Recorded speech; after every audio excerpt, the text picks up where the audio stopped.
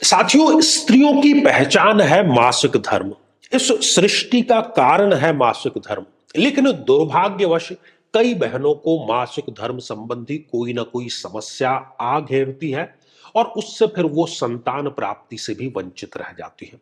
जन्म पत्र का विश्लेषण में, मेडिकल एस्ट्रोलॉजी में जब इसकी रिसर्च हम करते हैं, तब चंद्रमा कहीं ना कहीं इसके लिए उत्तरदायी है, क्योंकि चंद्रमा का जो चक्र है वो भी लगभग 27, 28, 29 दिन का होता है और वैसा ही एक चक्र सभी बहनों का होता है। तो क्या कारण है, क्या निवारण है, इसको लेकर के ही ये श्रृंखला हम लेकर के आए हैं।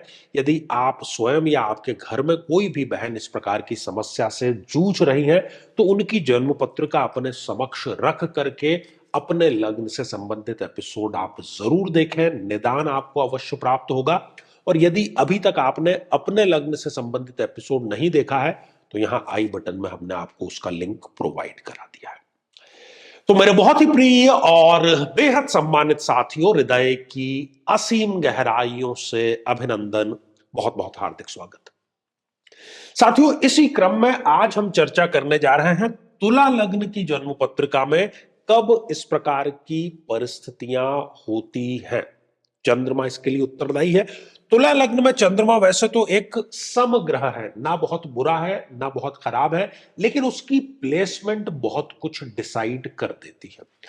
यदि चंद्रमा इस जन्म पत्रिका में इस छठे भाव में, रोग के भाव में विराजमान हो जाए, तो वो ऐसी बहनों को मासिक संबंधी समस्या भी प्रदान करती है और साथ ही इमोशनल बैक जो उनका है वो बहुत ही कमजोर होता है।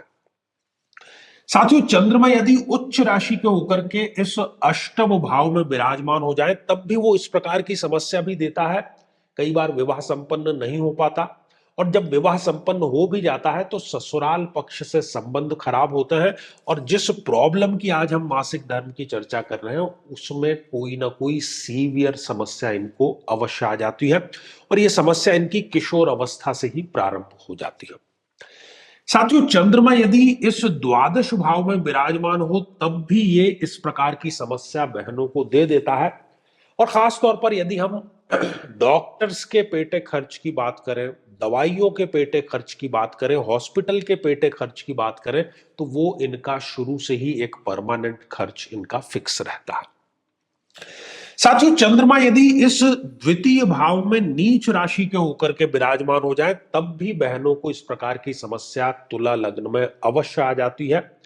उनकी वाणी में थोड़ा सा चिड़चिड़ापन, कठोरपन भी यहां पर अवश्य देखा गया है। इसके अतिरिक्त आप देखिए कि कुछ युतियां यहां पर बड़ी महत्वपूर्ण है। यदि जन्म पत्रिका में राहु के साथ में युति करके कहीं पर भी चंद्रमा विद्यमान है जन्म पत्रिका में, तो ये ग्रहण योग का निर्माण हो गया है। ये भी बहनों को इस प्रकार की समस्या अवश्य दे देता है। यदि जन्म पत्रिका में चंद्रमा कहीं भी केतु के साथ में विराजमान है किसी भी भाव में, तब भी ये ग्रहण योग ही कहलाता है और इस प्रकार की समस्या इनको अवश्य आ जाती है। साथियों, यदि चंद्रमा शनि के साथ में युति करके विराजमान है, तो इसको ज्योतिष में हम कहते हैं कि ये विष दोष का निर्माण हो गया। तो ये स्त्रीत्व में, स्त्री के गुण में, मासिक धर्म में विष घोलने का कार्य करता है। और इन तीनों ही परिस्थितियों में यदि हम बात करें, तो इनके जीवन में कोई ना कोई एक ऐसा पर्सन, चाहे वो स्त्री है पुरुष है, वो इनको कहीं ना कहीं नेगेटिव फीडिंग देते अवश्य मिल जाते हैं। साथियों, इसके अतिरिक्त आप देखिए, यदि कंप्यूटराइज्ड आपके पास में जन्म पत्रिका है, तो उसके पहले या दूसरे ही पृष्ठ पर हर ग्रह की डिग्रियां, हर ग्रह के अंश लिखे हुए हैं। यदि चंद्रमा जन्म पत्रिका में 0 डिग्री के हैं, या वो 28, 29 जैसी अंतिम डिग्रियों के हैं, अब इसका क्या अर्थ हुआ? 0 डिग्री का कोई भी ग्रह जो है वो एक नवजात शिशु जितना है। 28, 29 डिग्री का कोई ग्रह है तो वो एक वयोवृद्ध है, 90 वर्ष से जिसकी अधिक आयु हो जाती है। यदि हम इंसानों की बात करें, तो चाहे नवजात शिशु हो, चाहे ये वयोवृद्ध व्यक्ति हो, अपनी रूटीन के लिए दूसरों पर निर्भर होता है। स्वयं का शरीर उनका साथ नहीं देता है। तो वैसे ही ये ग्रह बलहीन हो जाता है, और बलहीन ग्रह रिजल्ट प्रदान नहीं करता, और इस प्रकार की जो समस्या है मासिक धर्म की, वो इन बहनों को सामना उसका करना पड़ता है। इसके अतिरिक्त आप देखिए कि यदि सूर्य के बहुत क्लोज कंजक्शन में है, किसी भी भाव में आप देखिए कि सूर्य और चंद्रमा एक साथ में है, डिग्री वाइज बहुत क्लोज है, तो चंद्रमा अस्त हो गए तो उनका कारकत्व समाप्त हो गया और वो इस प्रकार की समस्या का भी कारण बनता है।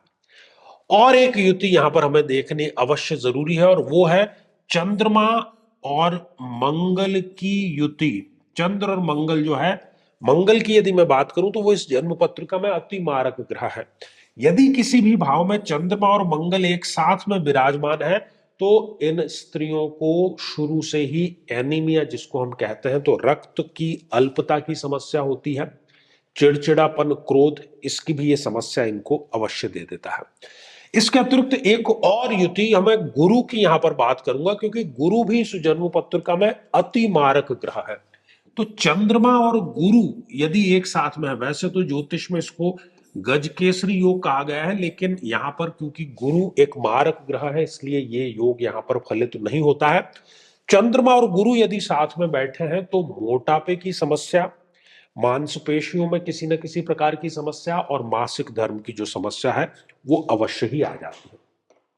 अंतिम निर्णय आपको स्वयं ही करना है, क्योंकि जन्म पत्रिका खोल करके यदि आप एपिसोड देख रहे हैं तो सारे वैज्ञानिक तथ्य आपको पता लग जाएंगे। और समस्या की जड़ जन्म पत्रिका में है और निदान यदि हम बाहर ढूंढते हैं तो निदान हमें बाहर मिलने वाला नहीं, जन्म पत्रिका गत समस्या है तो उसका समाधान भी जन्म पत्रिका गत ही हमें करना होगा। क्या करना है? एक तो इनको जो महादशा चल रही है उसकी महादशा मंत्र साधना इनको अवश्य करना चाहिए, और दूसरा चंद्रमा के अभिमंत्रित जल का नियमित रूप से समय रहते यदि ये सेवन करते हैं तो ये समस्या जड़ मूल से इनकी अवश्य समाप्त हो जाएगी।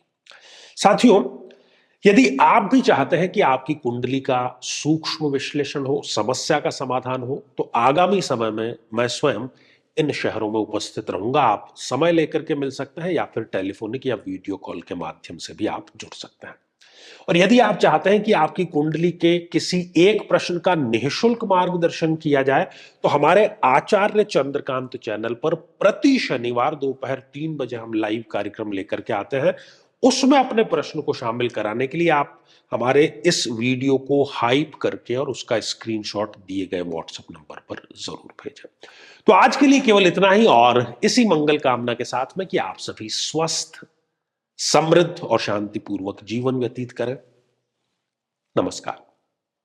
साथियों, कई वर्षों के जन्म पत्र का अध्ययन और लाखों कुंडलियों के अध्ययन के बाद हम ये कह सकते हैं कि यदि किसी की जन्म पत्रिका में मंगल पीड़ित है तो उसको इस ग्रह की महादशा में इन 9 लक्षणों का, इन 9 कष्टों का, पीड़ाओं का अवश्य सामना करना पड़ता है। शत्रु बाधा, अपने ही भाइयों से पीड़ा, साहस की कमी, बार बार दुर्घटनाएं होना, व्यक्ति का अत्यधिक क्रोधित होना, रक्त अर्थात ब्लड में किसी न किसी प्रकार का विकार होना, किसी बीमारी में ऑपरेशन तक की नौबत आ जाना, या किसी बीमारी का बढ़ करके कैंसर का रूप धारण कर लेना, और बड़ी चीज कि शादी योग्य उम्र होते हुए भी व्यक्ति का विवाह ठीक समय पर संपन्न नहीं हो पाता। लेकिन साथियों, यदि आप भी इन सभी कष्टों से स्थायी और सटीक मुक्ति प्राप्त करना चाहते हैं तो उसका तरीका है इस ग्रह की महादशा मंत्र साधना दीक्षा, जो विशेष रूप से आपके नाम, आपकी जन्मतिथि के अकॉर्डिंग की जाएगी। और गुरु दीक्षा के माध्यम से अभिमंत्रित माला भी आपको प्रदान की जाएगी, ताकि न केवल ये सारे कष्ट दूर हों बल्कि ये पूरी की पूरी महादशा आपके लिए शांतिदायक और सुख समृद्धिदायक साबित हो।